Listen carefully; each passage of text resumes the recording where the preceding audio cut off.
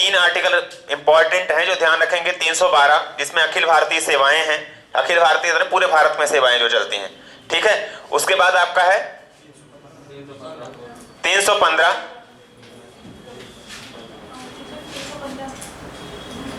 ठीक है। 315 में आपका यूपीएससी एमपीपीएससी है, मतलब एमपी हटा दो, पीएससी बस हटा दो, ठीक है। यानी कि संघ के लोक सेवा आयोग और राज्य सेवा आयोग, क्लियर। और आपका 320 जो मैं बता रहा हूं इसमें लोक सेवा आयोग के कार्य हैं, क्लियर। अब लोक सेवा आयोग के कार्य में आप सामान्यतः जो हम चर्चा करेंगे लोक सेवा आयोग की सेपरेट तब बताएंगे। सामान्य वही जो परीक्षाएं कंडक्ट कराना, रिक्रूटमेंट करना और उनके प्रमोशन वगैरह की चीजें उनको सजेस्ट करना केंद्र सरकार को, ठीक है। ट्रांसफर वगैरह की पॉलिसी बनाना, ये सारी चीजें उसी में आती हैं, ठीक है। लोक सेवा आयोग के कार्य में कभी कभी राष्ट्रपति यदि सहायता मांग सकता है तो उसको सलाह देना भी लोक सेवा आयोग के कार्य में आता है। जैसे अपने राज्य सेवा आयोग में राज्यपाल यदि कुछ सहायता मांग लेता है तो उसको भी सलाह देने का कार्य आता है, क्लियर, ठीक है। चलिए तो लिखेंगे 320 आपने लिखा लोक सेवा आयोग के कार्य, ठीक है। Functions of union public service commission या यूपीएससी।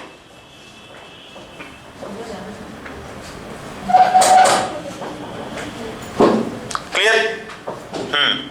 चलिए अगला लिखेंगे 324, अनुच्छेद 324। कोष्टक में लिख लेंगे चुनाव आयोग, कोष्टक में लिखेंगे चुनाव आयोग। उसके बाद लिखेंगे चुनावों के पर्यवेक्षण, चुनावों के पर्यवेक्षण,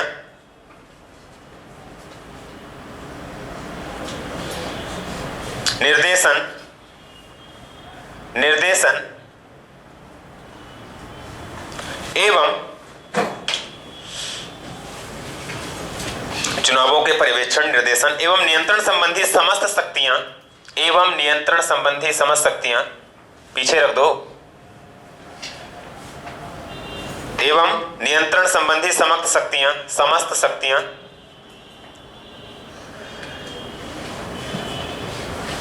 इसमें तीन शब्द उपयोग हो रहे हैं, पर्यवेक्षण, निर्देशन और नियंत्रण, ठीक है। पर्यवेक्षण का मतलब पर्यवेक्षण का मतलब यह होता है कि जैसे आपके यहाँ जो परीक्षा जब होती है तो जो आपके एग्जाम हॉल में रहते हैं वो कौन होते हैं? पर्यवेक्षक, इन्विजिलेटर बोलते हैं आप उनको, बोलते हैं ना, कॉपी में लिखा रहता है पर्यवेक्षक के हस्ताक्षर, है ना। उसके बाद आपका इसमें जो है निर्देशक, मतलब जो आपको निर्देश दे, डायरेक्टर, क्लियर। और नियंत्रक यानी कंट्रोलर, ठीक है। तो जो आपके चुनाव होते हैं उनको निर्देशित कौन करता है? चुनाव आयोग। उन पे कंट्रोल उस समय किसका चलता है हर चीज में? चुनाव आयोग, ठीक है। और उसको मॉनिटर कौन करता है? चुनाव आयोग। तो ये तीनों चीजों जो फंक्शंस हैं, तीनों चीजों के जो फंक्शंस हैं वो आपके किस पे हैं? चुनाव आयोग पे, ठीक है। इलेक्शन कमीशन अनुच्छेद 324, ठीक है। लिखेंगे अगला 326, अनुच्छेद 326।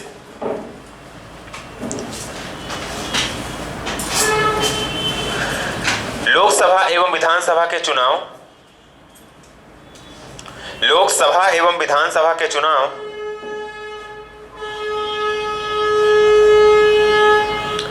वयस्क मताधिकार के आधार पर होंगे। लोकसभा एवं विधानसभा के चुनाव वयस्क मताधिकार के आधार पर होंगे, ठीक है। मतलब जो आपके वोट देने का अधिकार है ना, एडल्ट फ्रेंचाइज जिसको बोलते हो आप, वयस्क मताधिकार, ये आपका अनुच्छेद 326 में, अच्छे से दिमाग में रख लीजिए इसको, क्लियर।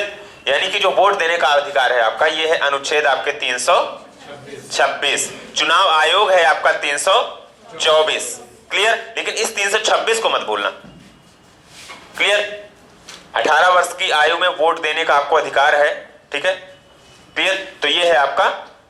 अच्छा एक चीज ये बताइए, थोड़ा सा सोचिएगा, क्लियर, खुद भी दिमाग लगाइएगा। जैसे वोट देने का अधिकार, ये आपका मूल अधिकार है कि नहीं है?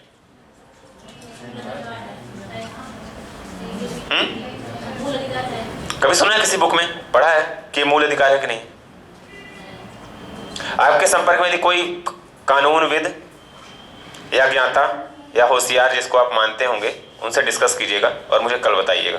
सीरियसली, ठीक है, थोड़ा सा दिमाग लगाइएगा कि लीगल राइट्स में आता है, कानूनी अधिकारों में आता है, विधिक अधिकार में आता है, जैसे आपका संपत्ति का अधिकार है उसमें आता है, कि मूल अधिकारों में आता है तो अधिकार बोलते हैं ना, मताधिकार बोलते हैं, लेकिन ये कैसा अधिकार है थोड़ा सा आप सर्च कीजिएगा, क्लियर, लोगों से डिस्कस कीजिएगा, आपस में ही आपको चीजें पता चलेंगी, क्लियर, कुछ नहीं। यदि कोई आपके लॉयर वगैरह हो, फादर, अंकल, जो भी अगल बगल के पास पड़ोसी, ठीक है, उनसे पूछिएगा, क्लियर, और खुद कर सकते हैं तो अच्छी चीज है, क्लियर। तो 326 में आपका है वयस्क मताधिकार। चलिए अगला लिखेंगे,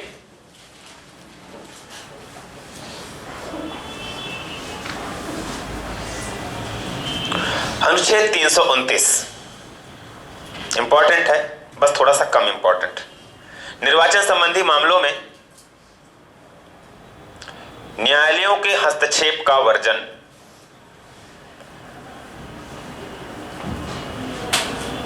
निर्वाचन संबंधी मामलों में न्यायालयों के हस्तक्षेप का वर्जन, ठीक है। Interfere of judiciary prohibited in the election and related matters, clear. निर्वाचन से संबंधित जो भी मामले हैं उस पर आपका जो न्यायालय है कोई हस्तक्षेप नहीं करेगा। निर्वाचन संबंधी मामलों में न्यायालय के हस्तक्षेप का वर्जन हो गया, ठीक है। अगला लिखेंगे अनुच्छेद 330, अनुच्छेद 330, लोकसभा में अनुसूचित जातियों एवं जनजातियों के लिए आरक्षण। लोकसभा में अनुसूचित जातियों और जनजातियों के लिए आरक्षण,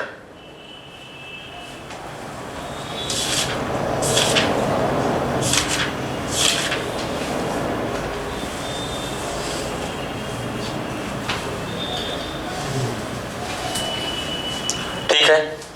अनुसूचित जातियों के लिए कितनी सीटें हैं वर्तमान में?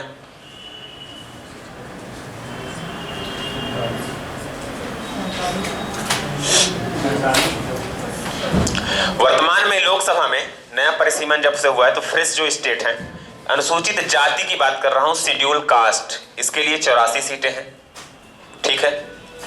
अनुसूचित जनजाति के लिए 47 सीटें, ठीक है। ये लोकसभा में अनुसूचित जाति और जनजाति को आरक्षण दिया गया है, जिसका वर्णन है अनुच्छेद 330 में, और वर्तमान में ये स्टेटस है, ठीक है। लिख लीजिए, दिमाग में रख लीजिए थोड़ा सा, ठीक है। बाद में अपन चर्चा करेंगे जब आगे तो आपको डिटेल में बताऊंगा। 84 है शेड्यूल कास्ट यानी अनुसूचित जाति के लिए, अनुसूचित जनजाति के लिए हैं 47 सीटें, क्लियर। और 412 के आसपास अनारक्षित हैं, यानी कि जिसपे सब भंडारा।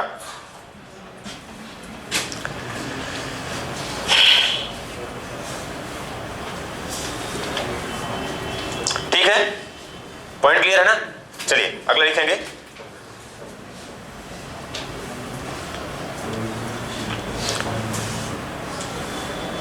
अगला लिखेंगे, देखिए जो आंग्ल भारतीय समुदाय का मनोनयन है, जैसे मैंने आपको बताया ना, वो अनुच्छेद 331 में उल्लेख है उसका, आंग्ल भारतीय समुदाय। आंग्ल भारतीय समुदाय समझते हैं ना? कोई ऐसा हो जो जो ना जानता हो? एंग्लो इंडियन कौन है? सबको पता है, सबको पता है ना, बहुत बढ़िया, सबको पता है। मतलब आप लोगों से रिक्वेस्ट करनी पड़ती है, बताओ बताओ, नहीं पता है तो मैं खुद नहीं बताना है। देखिए आंग्ल भारतीय जो शुरू से आए होंगे उनको पता होगा। आंग्ल भारतीय ऐसे हैं कि अंग्रेज जब इस समय पे भारत में थे 47 तक, तो कुछ अंग्रेज पुरुष, ठीक है, या महिला यहाँ बस गए थे, ठीक है। उन्होंने भारतीयों से शादी कर ली थी, अंग्रेज पुरुषों ने भारतीय महिलाओं से, या अंग्रेज महिलाओं ने भारतीय पुरुषों से शादी की, ठीक है। तो उनकी जो संतानें हुई, क्लियर, तो वो कहलाती थी आंग्ल भारतीय, ठीक है। माता या पिता में से कोई एक यदि ब्रिटिश नागरिक है या अंग्रेज है तो उनके जो संतानें होंगी वो कहलाएंगी आंग्ल भारतीय, ठीक है।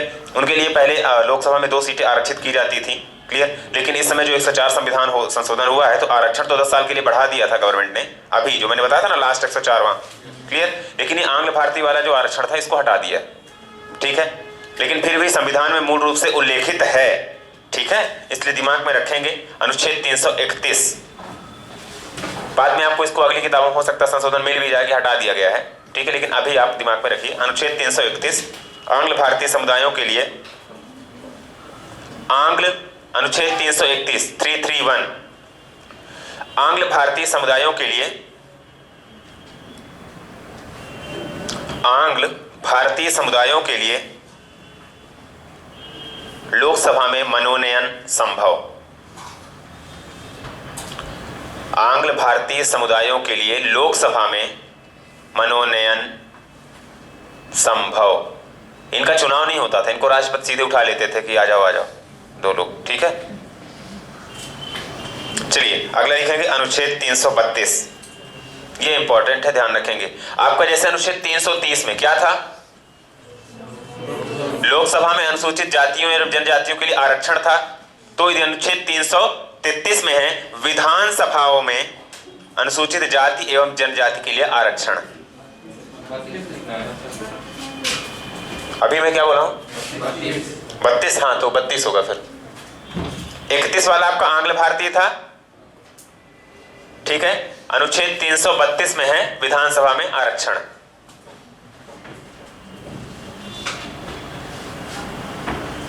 ठीक है, अनुच्छेद 332 विधानसभाओं में SC ST के लिए आरक्षण है, अनुसूचित जाति जनजाति के लिए आरक्षण।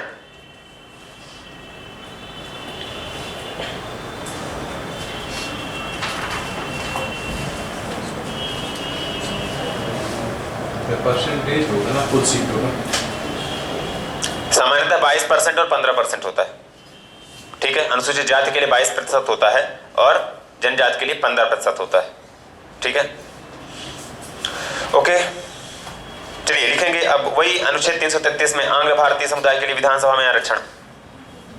आंग्ल भारतीय समुदाय के लिए अनुच्छेद 333 आंग्ल भारतीय समुदाय के लिए विधानसभा में मनोनयन, मनोनयन ही लिखो।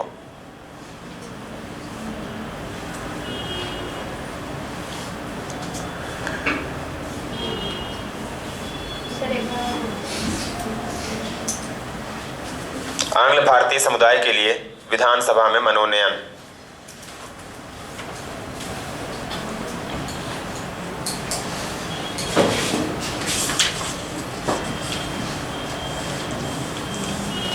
अगला लिखेंगे one of the most important, हमेशा जो चर्चा में रहता है, ठीक है, अनुच्छेद 335।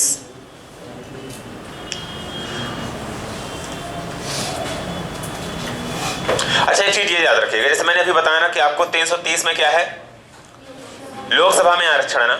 अब जो मैं अगला बताने जा रहा हूं अनुच्छेद 335, इसमें जो सेवाओं में जो आपके सर्विसेज होती हैं, जैसे एम्प्लॉयमेंट कोई निकलता है, सरकारी रोजगार निकलता है, नोटिफिकेशन आता है, तो उसमें जो आरक्षण दिया जाता है वो आरक्षण दिया जाता है अनुच्छेद 335 के तहत।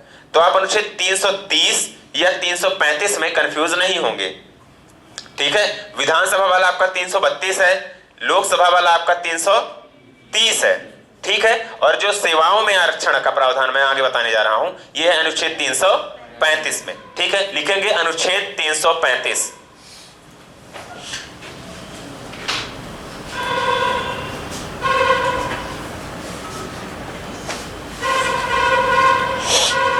अनुच्छेद 335 अनुसूचित जाति जनजाति एवं पिछड़े वर्गों के लिए SC ST या OBC, ऐसा लिख लो शॉर्ट में, SC ST और OBC के लिए, SC ST और OBC के लिए विभिन्न सेवाओं में पदों पर आरक्षण का प्रावधान।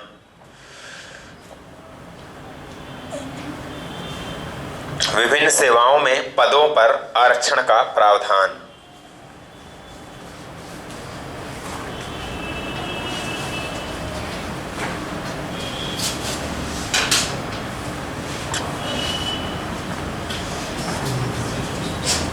ठीक है, अगला लिखेंगे अनुच्छेद 338।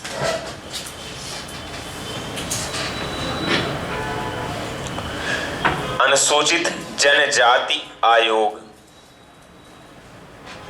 अनुसूचित जनजाति आयोग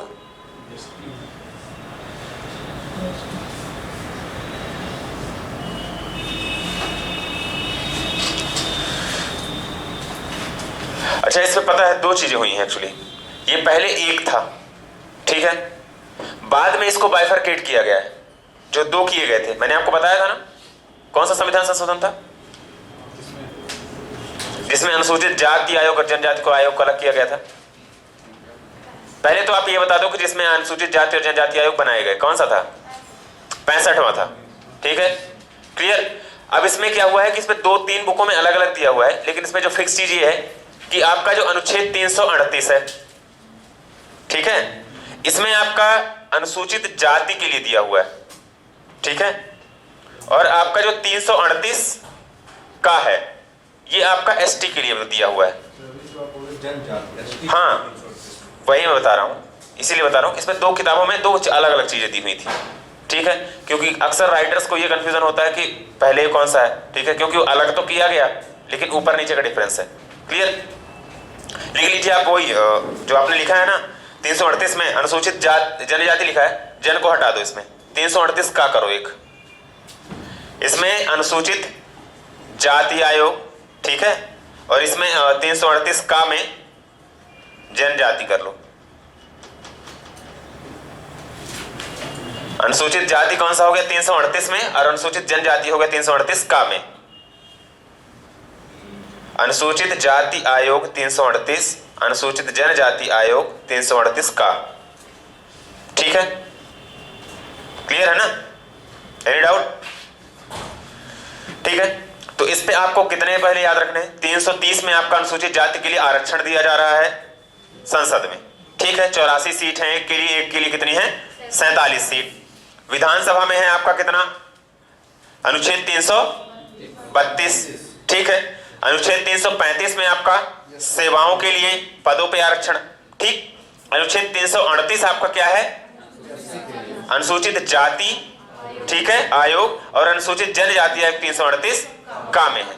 पॉइंट क्लियर है ना? ठीक है,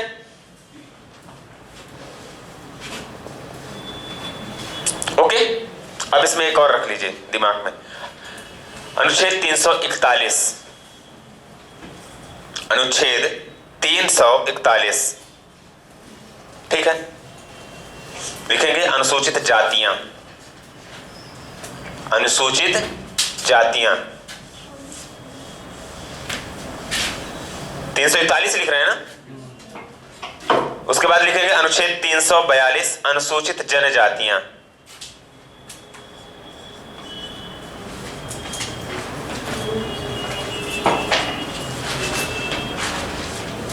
तो इसका मतलब क्या है कि एक ऊपर वाले ने बोला कि जाति आयोग और आई एम कमिंग।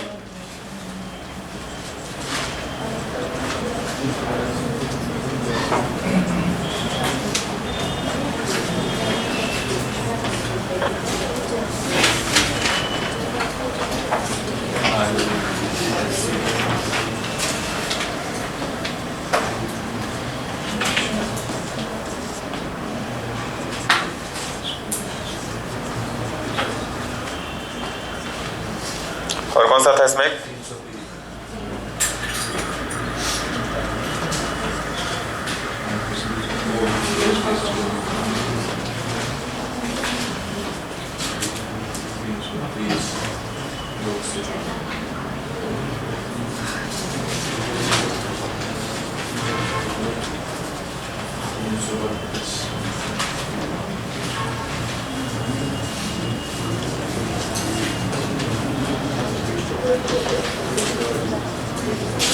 ठीक है, देखिए इसमें जो अनुच्छेद 341 में आपको लग रहा होगा कि इसमें नया क्या कुछ आया है। अनुच्छेद 341 में जितनी भी जातियां हैं जिनको अनुसूचित जाति घोषित किया गया है, ठीक है, कुछ जातियां हैं जिनको अनुसूचित जाति, और ये देखा होगा आपने कि ये बदलती रहती हैं, कुछ को हटाया जाता है, कुछ को जोड़ा जाता है, अक्सर ये चलता रहता है। इसका कार्य मुख्य रूप से करते हैं राज्यपाल राज्य में, और राष्ट्रपति आपका केंद्र में, क्लियर। लेकिन जो संविधान में उल्लेखित है, इसमें केंद्र में मूल रूप से शुरुआत में कितनी एससी जातियां थी और एसटी जातियां थी, इसका उल्लेख है, ठीक है। आयोग आपका कमीशन है जो इनके ऊपर होने वाले अत्याचार, कार्य प्रभार जो भी इसका सबका मॉनिटरिंग करता है। कमीशन समझते हैं ना? अनुसूचित जाति आयोग जो बना था, इसका मुख्य रूप से ये कार्य था कि जो अनुसूचित जाति जनजाति के खिलाफ कोई दुष्प्रेरण हो रहा है, कोई समाज में उनके साथ दुष्प्रभाव हो रहा है या फिर भेदभाव हो रहा है, इसकी वो मॉनिटरिंग करेंगे, सजा देंगे, सरकार को सुझाव देंगे, ये सारी चीजें हैं। क्लियर? तो 341 में आपका अनुसूचित जातियों का उल्लेख है कि कौन कौन सी जातियां अनुसूचित जाति कैटेगरी में आएंगी, ठीक है। और 342 में अनुसूचित जनजाति का उल्लेख है कि कौन कौन सी जातियां अनुसूचित जनजाति में आएंगी। पॉइंट क्लियर है ना? 338 में आपका आयोग है जाति के लिए और जनजाति के लिए, 338 कामे है। क्लियर? 335 में आपका आरक्षण है सेवाओं में, जो आपकी सरकारी सेवाएं होती हैं, क्लियर, उन पे पदों के लिए आरक्षण है, रिजर्वेशन है, ठीक है। उसके बाद 330 में आपका लोकसभा के लिए है, क्लियर, 22 और 15 के हिसाब से रिजर्वेशन होता है प्रतिशत के हिसाब से, ठीक है। तो आपका जो लोकसभा में रिजर्वेशन है वो है 84 और 47 के हिसाब से, अनुसूचित जाति 84, अनुसूचित जनजाति 47, क्लियर। और विधानसभा में आपका ऐसे रिजर्वेशन है जो अनुच्छेद 332 में, क्लियर। आंग्ल भारतीय वाला मैं अभी मेंशन नहीं किया जो 331 में और 333 में है, ठीक है, उसको सिर्फ आप दिमाग में रखिए, it's not that much important, clear. तो ये जितने भी सेक्शन है ना, थोड़ा सा हो सकता है आपको कंफ्यूजन हो, लेकिन होप्स हो के दिमाग में रख लेंगे तो इंपॉर्टेंट है, क्लियर। जैसे आपने पूछा ना कि 338 और 341 में अक्सर कंफ्यूज होते हैं लोग, इसलिए दिमाग में रखेंगे कि 338 और 338 का आयोग के लिए है, ठीक है। हालांकि इसमें एक और जोड़ा गया है, ये भी मैं बता देता हूं, ठीक है। जो आपका एनसीबीसी बना है ना, national commission for backward classes, ठीक है, कौन सा संशोधन था ये? पिछड़ा वर्ग के लिए जो एक आयोग बना है, संशोधन उठाओ लास्ट के देखो, national commission for backward classes है, ये आपका 338 खा में जोड़ा गया है। उसके लिए ओबीसी के लिए जो आयोग बनाया गया है ना, वो 338 खा में जोड़ा गया है, क्लियर। दिमाग में रखेंगे, लेकिन किताबों में अभी इसका उल्लेख नहीं हुआ, अपडेट नहीं हुई है किताबें इतना, ठीक है। लक्ष्मीकांत जो अपडेटेड आई है अभी लेटेस्ट, पिछले 6 महीने पहले आई थी, उसमें है, क्लियर। और जितनी भी पुरानी है उसमें ऐसा नहीं है, क्लियर। इस चीज को दिमाग में रखेंगे, लेकिन इनको दो को तो याद ही रखो, एनसीबीसी फिर आपको हम आगे भी चर्चा करेंगे तो याद में रहेगा, क्लियर है ना?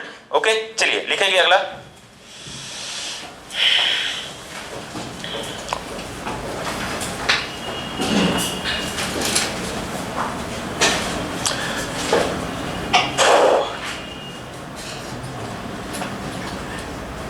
लिखेंगे 343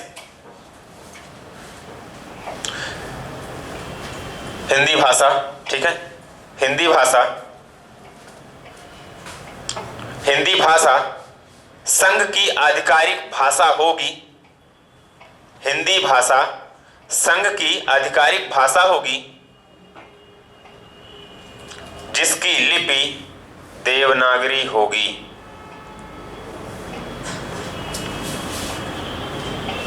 हिंदी भाषा संघ की आधिकारिक भाषा होगी जिसकी लिपि देवनागरी होगी।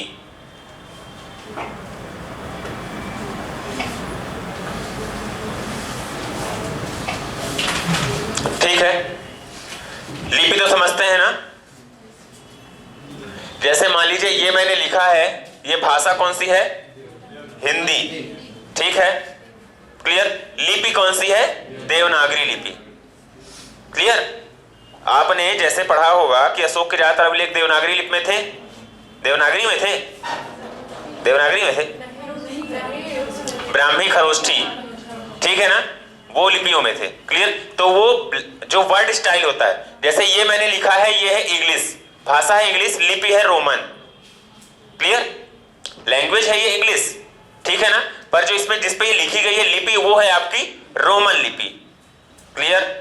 संविधान के निर्माण के दौरान एक प्रस्ताव ये भी आया था कि भाषा हम हिंदी ही रखें और लिपि रोमन कर दें, क्लियर, ये भी आया था। जैसे कुछ लोग लिखते होंगे रफ में, जैसे लिखना है, यदि मान लो हम लिखना है तो ये जैसे आप जो फेसबुक में लिखते हो या चैटिंग के दौरान, है ना, हम जाते हैं, ठीक है, तो यही फिर जाते हैं, ये लिपि, ये भी करने का विचार आया था कि आपकी लैंग्वेज तो हिंदी रहेगी लेकिन लिपि कौन सी कर देते हैं? रोमन। तो उसमें ये कहा गया कि नहीं, ये एक भेदभाव होगा भारतीय भाषाओं के साथ, या भारत की भाषा को पिछड़ा करने के लिए एक प्रयास है, इसलिए इसको इग्नोर कर दिया गया था, लेकिन ये विचार आया था। तो आपको ये जान के रखना है कि ये है देवनागरी लिपि, तो आपकी भाषा है। जैसे हम लोग बोलते हैं ना कि हम लोग खड़ी हिंदी बोलते हैं, खड़ी हिंदी कुछ नहीं होती, ये ध्यान रखिए, आप अशुद्ध बोल रहे हैं, खड़ी बोली होती है, भाषा हिंदी होती है। ठीक है, जैसे मैं अभी जो आपसे बात कर रहा हूं यह है खड़ी बोली। क्लियर? भाषा है हिंदी लेकिन खड़ी बोली बोल रहे हैं हम। क्लियर? तो इसलिए बोलते हैं ना कि खड़ी हिंदी बोल, खड़ी हिंदी कुछ नहीं होता। ठीक है, खड़ी बोली होती है। नहीं, सही बात है। क्लियर?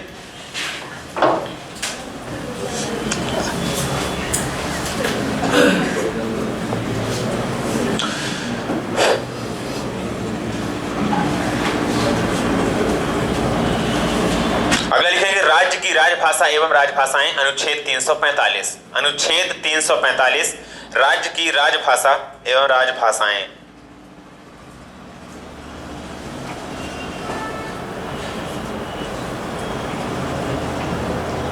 किसी राज्य की राजभाषा एवं राजभाषाएं।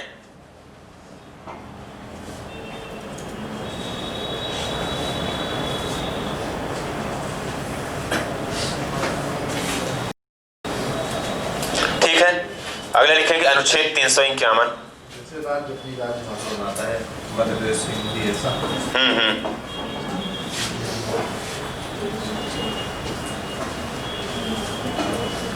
अनुच्छेद 351 लिखेंगे यह संघ का कर्तव्य होगा। अनुच्छेद 351 में लिखेंगे यह संघ का कर्तव्य होगा, यह संघ का कर्तव्य होगा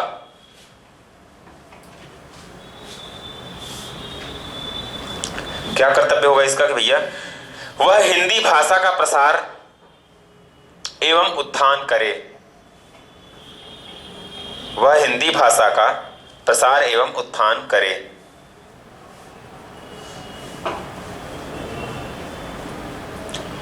जिससे ये भारत के लोगों के लिए, भारत के सभी लोगों के लिए, जिससे यह भारत के सभी लोगों के लिए अभिव्यक्ति का माध्यम, जिससे यह भारत के सभी लोगों के लिए अभिव्यक्ति का माध्यम बने।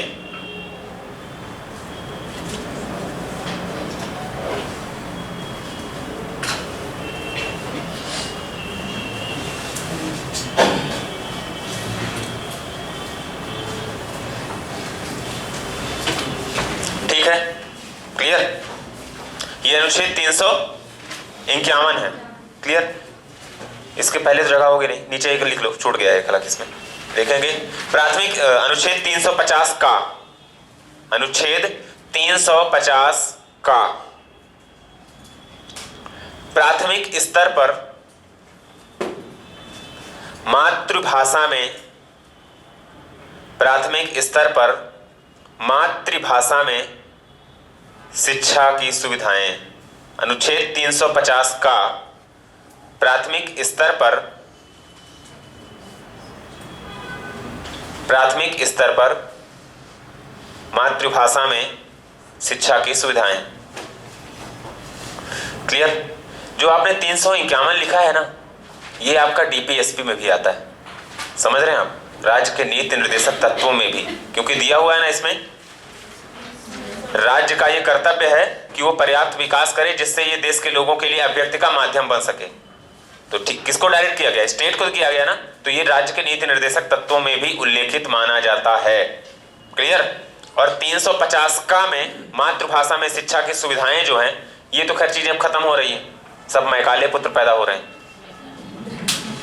है ना? मतलब यही है कि भले ही आप बघेली घर में बुलवा रहे हैं, लेकिन लड़के को पढ़ाएंगे अंग्रेजी माध्यम, इंग्लिश मीडियम नहीं। ठीक है, तो अंग्रेजी मीडियम वाले फिर ना हिंदी के रहते हैं ना इंग्लिश के रहते हैं। ठीक है, आप अगली पीढ़ी देखिएगा, वो ना हिंदी की रहेगी ना इंग्लिश की रहेगी।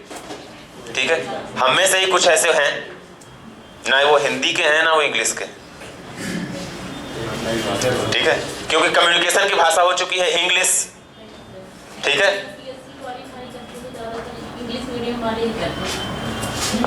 नहीं ऐसा नहीं, हाँ बिल्कुल, अभी ये परसेंटेज 2014-15 से बढ़ा है कि इंग्लिश मीडियम वाले ज्यादा क्वालिफाई कर रहे हैं। उसका एक सिंपल सा फंडा है, सीधा बात है ये, कि इंग्लिश में कंटेंट अच्छा उपलब्ध है।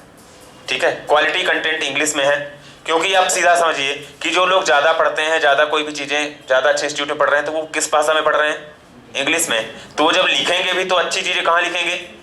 इंग्लिश में। आप दैनिक बस जो आपका भास्कर आता है, जिसको आप दैनिक बकवासकर भी बोल सकते हो, कुछ आता नहीं है उस पर भाषा। वो आप न्यूज़ चैनल मतलब न्यूज़पेपर उठा लो, उसके बाद आप उठा लो, आप हिंदू उठा लो, एक्सप्रेस उठा लो, इवन यहाँ का हितवाद उठा लो, उसके कंटेंट अच्छे हैं, उठा के देखिए आप दैनिक भास्कर को आधे घंटे 20 मिनट में पढ़ के फेंक देंगे, लेकिन आप हिंदू को एक पेज पढ़ के दिखाइएगा आधे घंटे में। ठीक है, तो ये चीज़ें हैं। और उसके बाद मटेरियल की चीज़ें हैं। और फिर सबसे बड़ी चीज़ होती है कि इंग्लिश है आसान भाषा। एक बार यदि आपका वर्ड पावर अच्छा हो गया ना, तो आपको सोचना नहीं है कुछ भी, बस लपेटते रहो। ठीक है, स्पीड अच्छी होती है। आप मेंस की कॉपी हिंदी में लिखिए और इंग्लिश में लिखिए, आपको कुछ ना कुछ 10, 15, 20 मिनट का अंतर आ जाएगा। क्लियर? क्योंकि आप उस पर कर्सिव लिखते हैं। ठीक है, स्पीड में। हिंदी में आपको हर शब्द के बाद पेन उठाना पड़ता है। ठीक है, ये प्रॉब्लम्स होती हैं। क्लियर? जिनकी यदि इंग्लिश थोड़ी ठीक है तो उनको प्रयास करके अपना मीडियम चेंज कर लेना चाहिए, यदि आप यूपीएससी या एमपीपीएससी दे रहे हैं तो। ये मेरी पर्सनल राय रहती है, क्योंकि मैं खुद भी किया था। मैं हिंदी माध्यम का छात्र था, गवर्नमेंट स्कूल वाला प्योर। लेकिन मैं फिर आपका अपने ग्रेजुएशन से मैंने चीज़ें चेंज कर दी थी। मैं भी कुछ दिन में, जैसे ये पॉलिटी की नोट्स आज प्रिंट हो गई है, आप ले लीजिए, वो मेरी हिंदी माध्यम की नोट्स है। जब मैं सबसे शुरू में किया था तो मैंने पॉलिटी की नोट्स बनाई थी, तो हिंदी में बना डाली थी। ठीक है, उसके बाद इंग्लिश में मैंने किसी को दी थी यहाँ पे। ठीक है, तो इंग्लिश वाली जो अभी वर्तमान में, तो वो थी, क्योंकि मेरी भाषा लगभग बाइलिंगुअल हो चुका हूँ मैं। हिंदी में भी मेरा ठीक ठाक है, इंग्लिश भी ठीक है। ठीक है, तो इसलिए आपको यदि इंग्लिश थोड़ी सी भी अच्छी है तो वही। और इंग्लिश सुधारने का सिर्फ और सिर्फ एक कारण है, और प्रयास कर सकते हैं आप। न्यूज़पेपर उठाइए, 6 महीने पढ़ डालिए, वर्ड पावर नोट कर लीजिए, आपकी इंग्लिश बहुत अच्छी हो जाएगी। कोई कोचिंग, कोई इंस्टीट्यूट कितना भी कर लो आप, क्योंकि हम सब जानते हैं आप रूल्स तो रट नहीं सकते ना। ठीक है, और जो सबसे बड़ी चीज़ होती है, मैंने एक बुक भी जब ये पहले लास्ट ईयर वाले बैच में जब मैं पढ़ाया तब मैंने आपको बताया था, word power made easy, Norman Lewis की बुक है। तो वर्ड पावर के लिए वो काफ़ी अच्छी बुक है, 100-150 के आसपास आती है, मोटी सी। ठीक है, वर्ड पावर मेड इजी, उसको देखिए, पढ़िए, समझ में आएगा, काफ़ी अच्छी। ठीक है, तो थोड़ा सा प्रयास करेंगे, भाषा सीखने में प्रयास तो करना पड़ेगा। आप यदि बोलना भी सीखे हैं बचपन में तो कितने साल लगे हैं? 1-1.5 साल लग गए ना। तो इसको भी समझ जाओ, 1.5 साल वो भी प्रयास करेंगे, सुनेंगे। सीखने का आपका क्रम ही क्या था कि आप दिन भर सुन रहे थे, बोल रहे थे। ठीक है, और उससे भी ज़्यादा क्रम क्या, भाषा बोलना कब सीखे हैं? सुन के। तो आपको यदि इंग्लिश भी सीखना है ना, तो आप इंग्लिश न्यूज़ चैनल कम से कम सुनिए। तो ये भी सबसे बड़ी चीज़। कुछ नहीं होता है, मैं कहता हूँ आपके घर में डिस्क लगा होगा ना, तो राज्यसभा टीवी आता होगा, लोकसभा टीवी, उसमें आपके जो बिग पिक्चर्स वगैरह कार्यक्रम आते हैं, न्यूज़ चैनल सुबह शाम आते ही हैं, नेशनल में न्यूज़ आती है, तो वो इंग्लिश न्यूज़ सुनिए। ठीक है, धीरे धीरे आपको कमेंट्री आप सुनते हैं क्रिकेट मैच, आईपीएल वगैरह की, उसमें भी हिंदी माध्यम, पता नहीं स्टार स्पोर्ट में कहाँ से पाए जाते हैं, वो भी हिंदी में आजकल कमेंट्री देने लगे। ठीक है, तो वो आप हिंदी कमेंट्री सुनिए, हमें बहुत अजीब लगती है। आप इंग्लिश सुनिए वही कमेंट्री। मतलब थोड़ा सा प्रयास करना पड़ेगा, देखिए, यदि आप सुधारना चाहते हैं वाकई में तो। ठीक है, चलिए अगला लिखेंगे, अनुच्छेद 352, आपातकाल की उद्घोषणा। अनुच्छेद 352, आपातकाल की उद्घोषणा।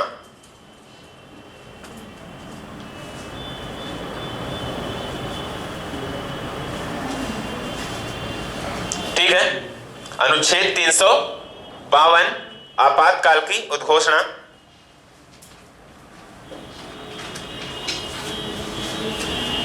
अगले लिख लेंगे 356। अच्छा, जो आपातकाल की घोषणा आपने लिखा ना, उसके कोष्टक में लिखिए राष्ट्रीय आपात। कोष्टक में लिख लेंगे राष्ट्रीय आपात, नेशनल इमरजेंसी जिसको बोलते हैं आप। ठीक है, अगला लिखेंगे अनुच्छेद 356, राज्यों में संवैधानिक तंत्र के राज्यों में, अनुच्छेद 356 में लिखेंगे अगला, राज्यों में संवैधानिक तंत्र के विफल हो जाने पर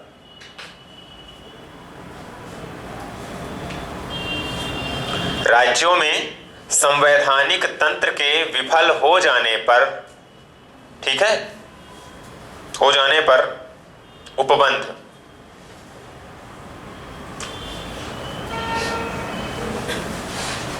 राज्यों में संवैधानिक तंत्र के विफल हो जाने पर उपबंध, लिख सकते हैं राज्यों में आपातकाल। कोष्टक में लिख लीजिए राज्यों में आपातकाल।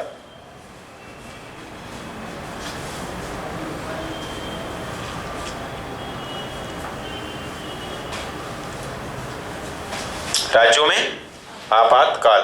ओके, सर महाराष्ट्र में तो लगा था ना, कब लगा था? अभी अभी कहाँ पे लगा था? लगने वाला था ना। सब वही है, राजनीतिक चीजों में मत जाइए, उस पर आप जितना ज्यादा दिमाग लगा रहे हैं जस्ट उल्टा होता है उसका।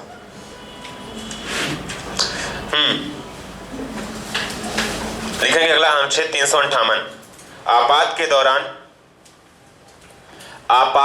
दौरान ये 358 है, इसको अंडरलाइन कर लेना, ठीक है? जो मैं बोल रहा हूं भाषा को थोड़ा सा सुनिएगा और समझिएगा भी। आपात के दौरान अनुच्छेद 19 के क्या है? अनुच्छेद 19 में फ्रीडम ऑफ एक्सप्रेशन, ठीक है? हालांकि 19 से ए में है वो, क्लियर? ठीक है, तो लिखेंगे आपात के दौरान अनुच्छेद 19 के उपबंधों का निलंबन। अनुच्छेद 19 के उपबंधों का निलंबन।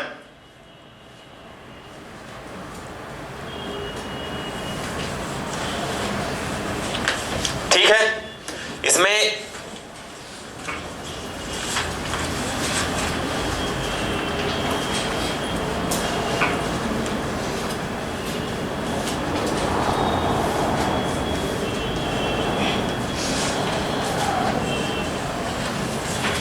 अगला लिखेंगे 359।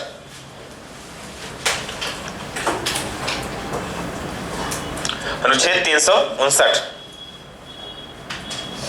आपात के दौरान भाग 3 द्वारा प्रदत्त अधिकारों के आपात के दौरान भाग 3 द्वारा प्रदत्त अधिकारों के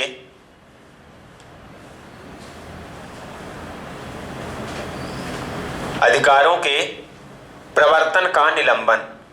प्रवर्तन यानी होता लागू होना, ठीक है ना? एप्लीकेशन। भाग 3 द्वारा प्रदत्त अधिकारों के प्रवर्तन का निलंबन।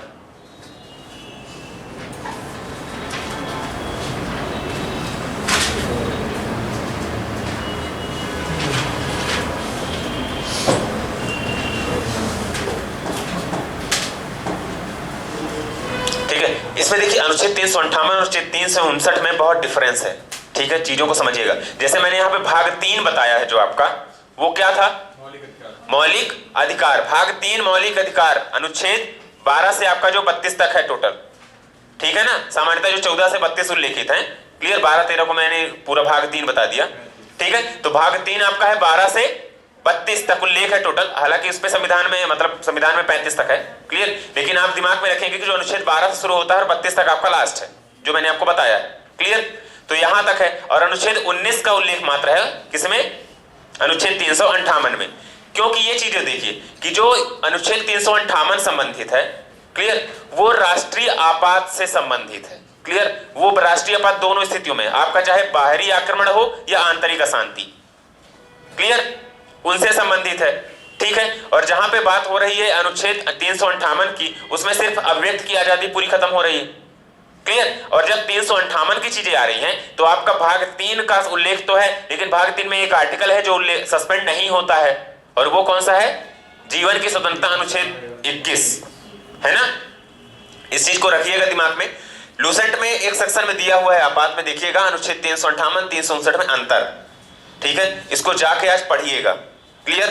थोड़ा बहुत समझ में आएगा, नहीं आएगा तो मैं आपको फिर डिटेल में समझाऊंगा, क्योंकि मैं अभी बताऊंगा तो आपको बहुत कुछ ऊपर से जाएगा, आई एम श्योर 90% ऊपर से जाएगा, ठीक है? इसलिए जाइएगा, इसको पढ़िएगा, अनुच्छेद 358 और 359 में अंतर क्या है, ठीक है? उसके बाद अपन कल इस पर ज्यादा डिस्कस करेंगे। चलिए लिखेंगे अगला,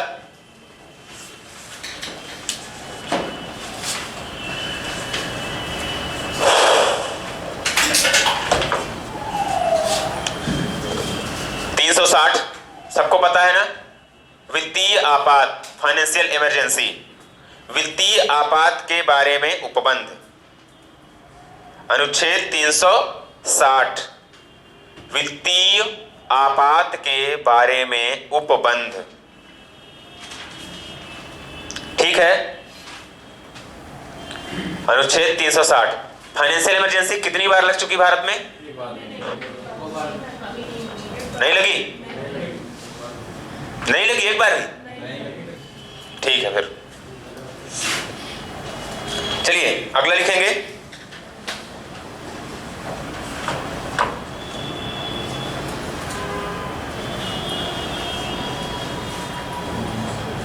अनुच्छेद 368। अनुच्छेद 368 सबको पता है? अनुच्छेद 368 क्या है? संविधान संशोधन है। संविधान में संशोधन कितने प्रकार से किया जा सकता है? 3। आज कितने लोग नए हैं? कोई नया आया क्या? आप और आप भी?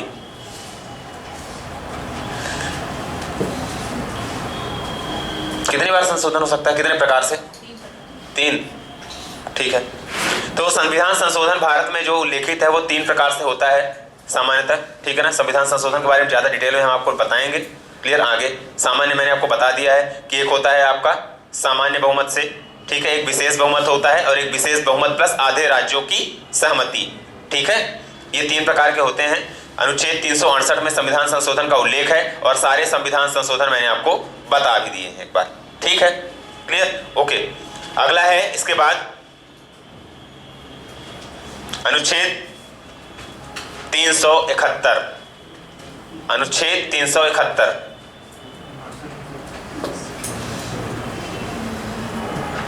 कुछ राज्यों के विशेष क्षेत्रों के विकास के लिए, अनुच्छेद 371 की बात कर रहा हूं, कुछ राज्यों के विशेष क्षेत्रों के विकास के लिए राष्ट्रपति कुछ राज्यों के विशेष क्षेत्र के विकास के लिए राष्ट्रपति बोर्ड स्थापित कर सकता है।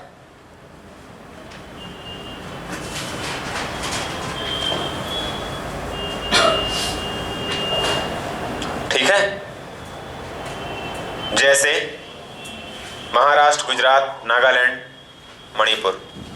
महाराष्ट्र, गुजरात, नागालैंड और मणिपुर।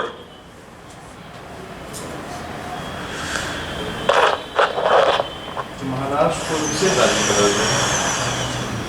महाराष्ट्र, गुजरात, नागालैंड, मणिपुर, इनके कुछ विशेष राज्य क्षेत्र, राज्यों के कुछ विशेष जनजातीय क्षेत्र हैं।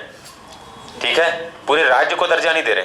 ठीक है, इनके लिए बोर्ड स्थापित कर सकता है कि मान लीजिए कोई क्षेत्र बहुत पिछड़ा है या फिर वहां कोई बहुत पिछड़ी जनजाति रह रही है। ठीक है, तो उनको विशेष क्षेत्र ज्वाइन बना देते हैं, उनके लिए बोर्ड का भी गठन कर दिया जाता है।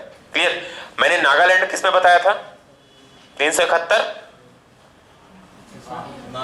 नागालैंड को विशेष राज्य का दर्जा दिया गया था। कौन सा संशोधन था?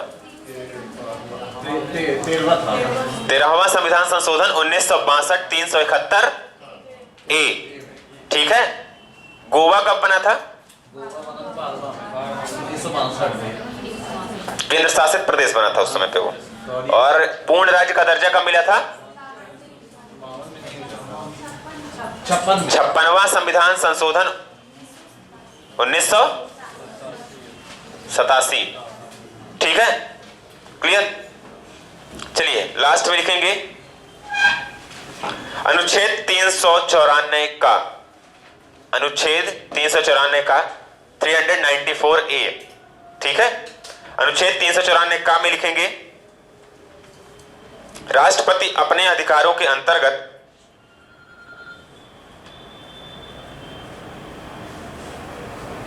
राष्ट्रपति अपने अधिकारों के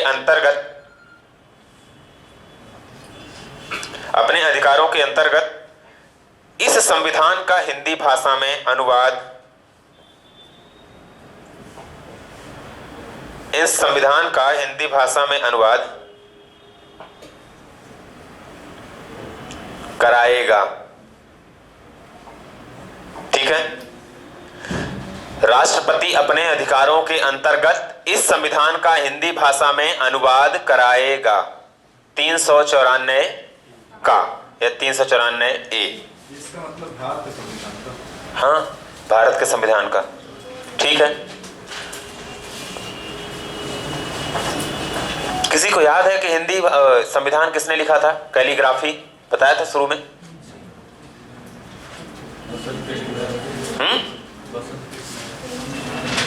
यस। और इंग्लिश वाले कौन थे? प्रेम बिहारी रायजादा। ठीक है, वेरी गुड। देखिए, तो ये थे आपके संविधान के संशोधन पूरे और अनुच्छेद। पूरे नहीं कहेंगे, जो आपकी परीक्षा की दृष्टि से इंपॉर्टेंट, वरना आपको तो याद नहीं रहेंगे। यदि मैं सीरियल से लिखाता तो शायद आपको कोई नहीं याद होंगे, लेकिन अभी इतना तो मैं कम से कम खुद में कॉन्फिडेंट हूं कि 10% तो आपको याद होंगे। होंगे कि नहीं? होंगे ना? ठीक है, क्योंकि देखिए, जो आपका राष्ट्रपति से शुरू होता है, मैं फिर से एक बार ओरल रिवाइज करा रहा हूं, ठीक है ना। अनुच्छेद 52 था आपका राष्ट्रपति, इधर आपका कितना था? 153 राज्यपाल, ठीक है ना। कार्यपालिक शक्तियां थी आपके 53 में, इधर कितनी थी? 154 में। क्लियर? जो इंपॉर्टेंट है मैं उनको बता रहा हूं। आपका जो कार्यकाल है 56 में है, ठीक है, और इधर भी 156 में है। क्लियर? आपका जो अनुच्छेद 61 है वो महाभियोग के लिए बोलता है। क्लियर? ठीक है, और इधर 159। ठीक है, तो ये चीजें आपको दिमाग में रखनी है। उपराष्ट्रपति का पद जो है आपका अनुच्छेद 63 में है। क्लियर? इस चीज को दिमाग में रखेंगे। आपका जो मंत्री परिषद दिया हुआ है यानी कि 74 में, ठीक है, वो है अनुच्छेद 74 में। उधर कितना है? 163 में। ठीक है, अनुच्छेद 163 में। अनुच्छेद 72 में क्षमादान शक्तियां हैं। किसकी? राष्ट्रपति की। 72 ही है ना? हाँ, और राज्यपाल के कितने में है? 161 में। राज्यपाल की क्षमादान शक्ति और राष्ट्रपति की क्षमादान शक्ति में आपको मैंने बताया था कि राज्यपाल किसी की मृत्यु दंड माफ नहीं कर सकता, जबकि राष्ट्रपति कर सकता है। दूसरी चीज, सैन्य अदालतों की जो निर्णय होते हैं उनमें राज्यपाल कोई निर्णय नहीं दे सकता, जबकि राष्ट्रपति दे सकता है। इसको कॉमन चीज याद रखेंगे। ठीक है, आपका पूरा पढ़ने का सार यही निकलेगा, दोनों में डिफरेंस। ठीक है, उसके बाद आपका क्या है? अनुच्छेद आपका 76 है जो अटॉर्नी जनरल है, और राज्यों में कौन सा है वो? महाधिवक्ता। अनुच्छेद 165 जिसको राज्य महाधिवक्ता बोल रहे हो आप। क्लियर है ना? ओके। उसके बाद इधर आपका आ रहा है 79 में संसद का गठन है। ठीक है, 80 में आपका राज्यसभा है, 81 में आपकी लोकसभा है। ठीक है, उधर मैंने सिर्फ एक बताया, 169 में आपकी विधान परिषद है। ठीक है, ओके।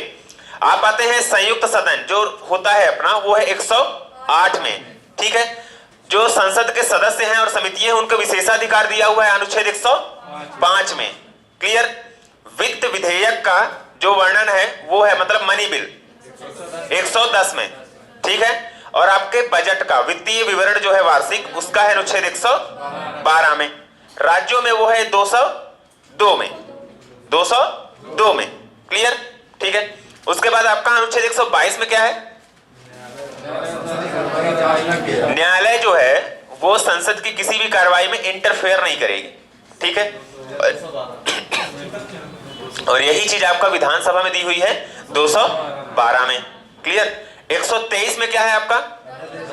अध्यादेश। राष्ट्रपति अध्यादेश जारी करेगा। अध्यादेश का मतलब होता है एक इमरजेंसी कानून लागू करना। क्लियर? जब संसद का सत्र क्रियाशील ना हो। ठीक है, और राज्य में वही है आपका 213 में, यानी कि राज्यपाल के लिए दिया हुआ है। पॉइंट क्लियर है ना? ठीक है, उसके बाद 124 में है आपका उच्चतम न्यायालय यानी कि सुप्रीम कोर्ट। क्लियर? और आपके 214 में दिया हुआ है उच्च न्यायालय। ठीक है, हाई कोर्ट। क्लियर? तो ऐसी आपको सीधी चीज राज्य और मतलब कि संघ एवं राज्य तक की जो चीजें पूरी आपको इधर ध्यान रखना है। क्लियर है ना?